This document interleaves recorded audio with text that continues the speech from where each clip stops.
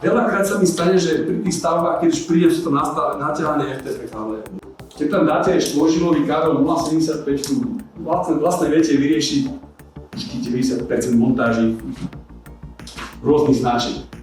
230 V v rozdeľovači, to je asi najdôležitejšia vec.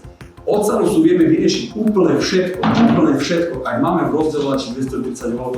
Niekedy v tom rozdeľovači není priestor, ani my ho nepotrebujeme tam dávať tú svorkovnicu, lebo je dosť veľká. Ono, keď si to vezmete aj na tú hĺbku, šírku, nemusí nám tam vojsť a potom to sekať, zasekávať, alebo ja neviem, ukladať tam, nie je to vždy nutné. My vieme, cez ten termostat v podstate vieme ho ovládať priamo tie hlavice. To znamená, ak máme štvoržilový kábel, jeden potrebujeme fáza nulák a potom si potrebujeme posúvať fázu a nulák na hlavice. To znamená, že s tým termostatom teoreticky podľa zaťaženia môžeme ovládať 5-6 hlavic. Vy už by ste nepotrebovali tú svorkovnicu. Ak potrebujem ovládať stroj, tak už tie svorkovnice majú piny na pripojenie a ovládanie zdroja, tak vtedy by som to riešil s tou svorkovnicou.